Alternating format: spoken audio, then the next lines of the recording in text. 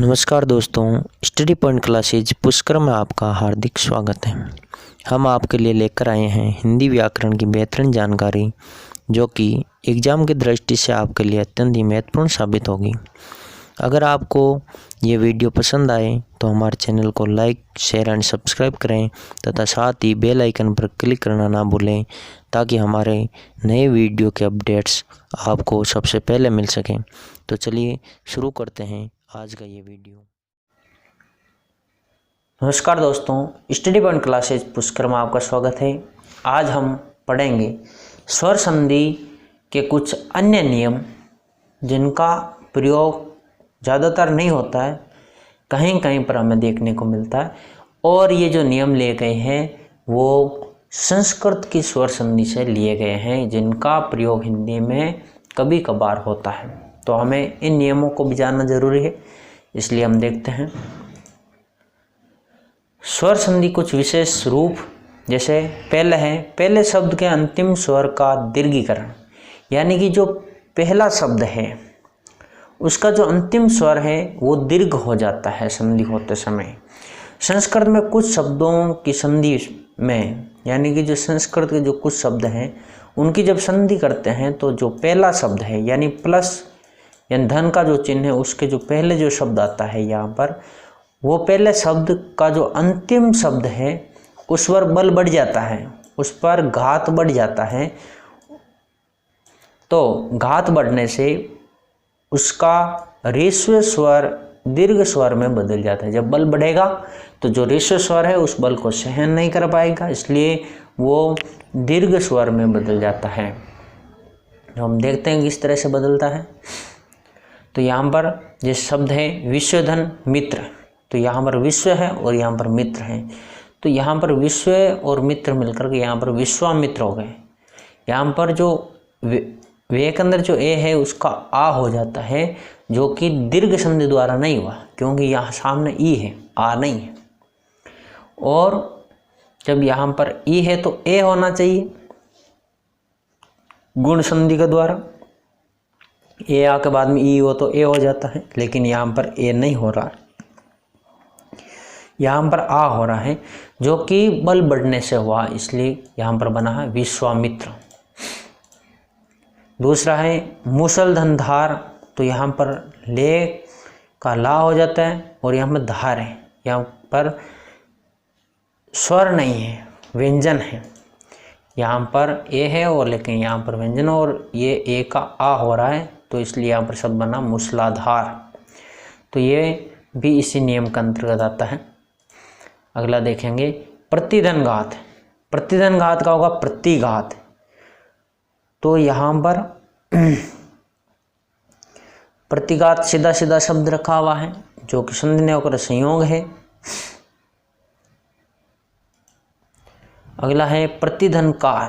प्रतिकार भी यहाँ पर संधि होकर के संयोग है, जो कि यहाँ पर दो उदाहरण समझने के लिए हमने यहाँ उदाहरण, इस संधि को ढंग से समझने के लिए हमने यहाँ पर दो उदाहरण दिए कि संधि क्या है और संयोग क्या है। आगे देखेंगे कि दूसरा नियम है दूसरे शब्द का अंतिम स्वर में परिवर्तन, यानी जो धन चिन्ह है उस धन चिन्ह के दूसरी तरफ जो आपके शब्द है, उस दूसरे शब्द का जो अंतिम स्वर है उस अंतिम स्वर में परिवर्तन होता है। जैसे संस्कृत में जब दो शब्दों के बीच संधि होती है, संस्कृत संधि में जब दो शब्दों के बीच में संधि होती है, तो बोलने में पहले शब्द पर बल बढ़ जाने के कारण, जब बोलते हैं और जो पहला शब्द है उसमें बल बढ़ जाता है, और उसी बल के बढ़ने के कारण दूसरा शब्द का जो अंतिम स्वर है उसके बल में कमी हो जाती है। दूसरे शब्द का जो अंतिम स्वर है, जब पहले शब्द के अंतिम स्वर में बल बढ़ेगा तो दूसरे शब्द के अंतिम स्वर में बल की कमी होगी। बल कम होता है, अतः उसके स्वर में परिवर्तन हो जाता है, इसलिए दूसरे शब्द का जो अंतिम स्वर है उसमें परिवर्तन होता है। जैसे प्रतिधन अक्षी, यहाँ पर अक्षी है तो जो ई मात्रा है वो हट जाएगी, तो प्रति ई आया हुआ है और इधर ए है, ई के बाद में कोई भी असमान स्वर हो तो वहाँ यण संधि होती है, लेकिन यहाँ पर अक्षी है, ई हट रहा है, ई का लोप हो रहा है, इसलिए ये इस नियम का अंतर्गत है। तो यहाँ पर प्रत्यक्ष होगा, प्रतिधन अक्षी का प्रत्यक्ष। अगर प्रतिधन अक्ष होता तो यहाँ पर यण संधि होती, लेकिन यहाँ पर अक्षी लिखा हुआ, तो यहाँ पर प्रतिधन अक्ष के अंदर प्रत्यक्ष शब्द हुआ है, वो इस नियम के तहत हुआ है। यहाँ पर आगे देखेंगे, नए धन रात्रि, नौ धन रात्रि, तो यहाँ पर जो रात्रि है तो वह होगा नौ धन रात्र, नवरात्र। अगला सहस्र धन अक्षी, सहस्र अक्ष होगा, ई की मात्रा हटेगी। इसी प्रकार अहन धन निशा, अहिर निशा होगा, न है, तो यहाँ पर रे का आविर्भाव हो रहा और निश होगा, यहाँ पर अहर निश होगा। अहन का रे हो जाता, वो अहन की संधि में हम पढ़ेंगे, ने का रे, तो अहर निश होगा यहाँ पर। अगला है प्रधन भू, यहाँ पर ऊ की मात्रा बड़ी है, प्रभु के अंदर प्र है और यहाँ पर भू, तो यहाँ पर प्रभु के अंदर ऊ की मात्रा छोटी हो जाएगी। अगला देखेंगे, तीसरा नियम है पहले शब्द के अंतिम स्वर का लोप। जो पहला शब्द है यानी कि जो धन है, उस धन के इस तरफ वाला जो शब्द है वो पहला शब्द, और इस पहले शब्द का जो अंतिम स्वर है वो लुप्त हो जाता है, अंतिम स्वर का यहाँ पर लोप होता है। देखेंगे संस्कृत में कुछ शब्दों में प्रथम शब्द के अंतिम स्वर का लोप हो जाता है। संस्कृत के कुछ ऐसे शब्द हैं जिनका जो प्रथम शब्द है उसके प्रथम शब्द के अंतिम जो स्वर है उस स्वर का लोप हो जाता है। तो इन संधियों को हम स्वर संधि में पढ़ सकते हैं और व्यंजन संधि में भी इस संधि को हम पढ़ते हैं। हम व्यंजन संधि में भी इस संधि को वापस पढ़ेंगे, एक बार इसको देखेंगे।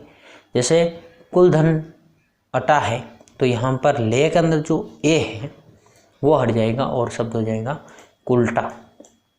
ए हट जाएगा और ए इसमें जोड़ेगा तो कुल हो जाएगा और टा, कुलटा। कुलधन अटा का कुलटा। इसी प्रकार पतधन अंजलि, तो ये ते हलंत है, ये हट जाएगा, पतंजलि हो जाएगा। पतधन अंजलि का पतंजलि। उसी प्रकार सारधन अंक का सारंग।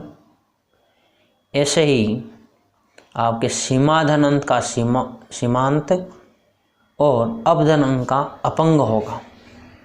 तो यहाँ पर जो पहला शब्द है उसका अंतिम स्वर का अंतिम वर्ण है उसका स्वर हट रहा है और ये जो स्वर है वो हट करके ये स्वर लग रहे हैं, इसलिए यहाँ पर अंक की मात्रा, तो यहाँ पर अपंग हुआ है, यहाँ पर अंत है तो यहाँ पर सीमांत हुआ है। उसी प्रकार सारधन अंग है तो सारंग हुआ है, अंक की मात्रा यहाँ पर लगी हुई है। और मातृधन अन का मातृंड हो जाएगा।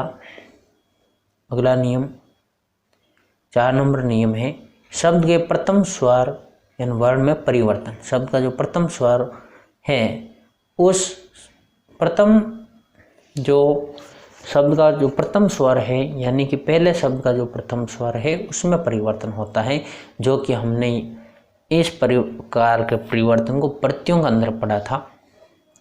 जैसे ए का आ हो जाता है, जैसे गंगा धन ए, तो यहाँ पर गांगे हो गया। अगला शब्द देखेंगे दंपति धन ये, एक और शब्द लेंगे रघु धन ए।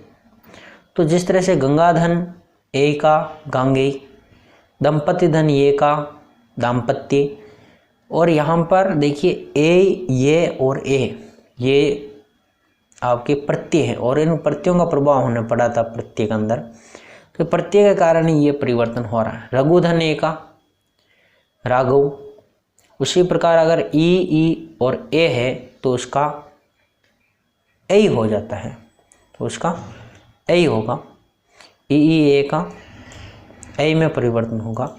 देखेंगे नीति धन ये, नीति धन इक, दे धन इक, तो यहाँ पर नीति धन ये का दैत्य ऐ हो रहा है, नीति धन इक का नैतिक ई का ऐ हो रहा है, और ए है उसका ऐ है, जैसे देव धन ई का देविक, ए का ऐ हो रहा है देविक। उसी प्रकार अगर उ और ओ आया हुआ है तो उ और ओ का अव हो जाता है। जैसे कुंती धन ए, मूलधन इक और योगधन इक शब्द हमने दिए हैं। तो कुंती धन ए का कौंतेय, मूलधन इक का मौलिक, योगधन इक का यौगिक बनता है। यहाँ पर अव हो रहा है क्योंकि उ और ओ का अव हो जाता है। तो ये भी प्रत्यय प्रभाव से हो रहा है। यहाँ पर आप देख रहे हैं ऐ इक प्रत्यय, यहाँ पर भी ये इक ये संस्कृत जो 7 प्रत्यय हैं इन्हीं के प्रभाव के कारण ये परिवर्तन होता है। री का रे हो जाता है। जैसे ग्रस्त धन ये प्रत्यय आया हुआ है, पृथक धन ये और प्रथा धन ए। तो यहाँ हम देख रहे हैं ग्रस्त धन ये का गारस्थी, पृथक धन ये का पार्थक्य और प्रथा धन ए का पार्थ हो जाता है। ए प्रत्यय का प्रभाव से और ये प्रत्यय के प्रभाव से ये परिवर्तन हो रहा है। जो री है उसका रे में परिवर्तन हो रहा है, इसलिए अर हो रहा है यहाँ पर। अर होने से ग्रस्ती का गारस्थी और पृथक का पार्थक्य और प्रथा का पार्थ हो रहा है, अर हो रहा है यहाँ पर। रे नहीं होकर क्या होगा, अर में परिवर्तन, री का अर में परिवर्तन होगा। ए और ए मिलकर आ हो जाएगा और रे ऊपर चला जाएगा। तो ये गे का घा, पे का पा और यहाँ प्रथा में पे का भी पा हो रहा है, इसलिए पार्थ बन रहे हैं। आगे चलते हैं। देखिए पर रूप संधि, ए के पश्चात उ, ए, ऐ तथा ओ आने पर ए का पर रूप आदेश होता है। अर्थात ए के बाद उ, ए तथा ओ आए तो क्रम से उ का उ होगा और ऊ का ऊ होगा, ए का ए होगा और ए का ए होगा तथा ओ का ओ में ही परिवर्तन होता है। देखते हैं जैसे सूत्र में लिखा ए धन उ का उ, ए धन ऊ का ऊ, ए धन ए का ए धन ए का ए और ए धन ओ का औ।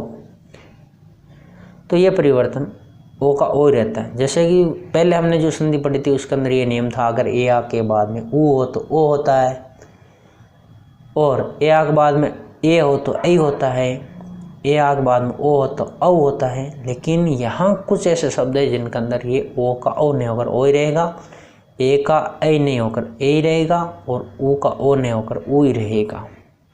जैसे पढ़ धन ऊ, कंठ धन ओष्ठ, चल धन ए, मोसा धन एरा। तो यहाँ पर पढ़ धन ऊ का पढ़ूं, कंठ धन ओष्ठ का कंठोष्ठ नहीं होगा, कंठोष्ठ होगा ओ ही रहेगा, औ नहीं होगा, जैसे कंठोष्ठ लिखा हुआ है। चल धन ए का यहाँ पर चले होगा, चल धन ए का चले होगा, गलत है। तो यहाँ पर होगा च और ये ले, ए जुड़ रहा है तो चले। मोसा धन एरा, एरा का मोसेरा, मोसेरा होगा, यहाँ पर ये राग गलत आया हुआ है। चल धन ए का चले होगा। ऐसे ही आगे देखेंगे, चल धन ऊ का चलूँ होगा, खाड़ धन और ला, बेड़ धन ए, पढ़ धन ओ, ये शब्द लिए हैं जिसके अंदर चल धन ऊ का चलूँ, खाड़ धन ओला का खटोला, बेड़ धन ए का बैठे, पढ़ धन ओ का पढ़ो, ये शब्द बन रहे हैं। यहाँ पर ए के बाद ओ आने पर औ नहीं होकर के ओ ही रहता है। तो ये पर रूप संधि के उदाहरण हैं। अगला है पूर्व रूप संधि। कामता प्रसाद गुरु के अनुसार ये जो हम संधि पढ़ रहे हैं ये हम हिंदी के अंदर संधि पढ़ रहे हैं, संस्कृत में इसके नियम थोड़े भिन्न हो सकते हैं। तो हम यहाँ पर हिंदी के अनुसार इस संधि को देख रहे हैं। हिंदी में जिन शब्दों का प्रयोग होता है, जिस तरह से उपयोग किया जाता है, उसी तरह से हम इसको हिंदी के शब्दों को ध्यान में रखते हुए पर रूप और पूर्व रूप संधि पढ़ रहे हैं। कामता प्रसाद गुरु के अनुसार ए तथा ओ के आगे ए आवे तो ए का लोप हो जाता है और उसके स्थान पर लुप्त प्लुत आकार, यानी कि प्लुत आकार, ये प्लुत आकार का चिन्ह है, बना देते हैं। अर्थात पहले शब्द की ध्वनि सुरक्षित रहती है तथा दूसरे शब्द की प्रथम ध्वनि समवर्ण होने के कारण प्लुत हो जाती है। इसे ही संस्कृत में पूर्ण रूप संधि कहते हैं। हिंदी में इस संधि का प्रयोग नहीं होता है। तो इसके जो शब्द हैं वो देखेंगे। ते धन अपि, ते अपि होता है। यो धन असि, योसी। मनोधन अभिलाषा, मनोअभिलाषा। सो धन अनुमान, सो अनुमान। इस तरह के ये शब्द हैं। तो आज के लिए इतना ही। तो यहाँ पर स्वर संधि समाप्त होती है। धन्यवाद। अगले वीडियो में हम पढ़ेंगे व्यंजन संधि। हमारे चैनल को लाइक कीजिए, सब्सक्राइब कीजिए और अधिक जानकारी के लिए बेल आइकन पर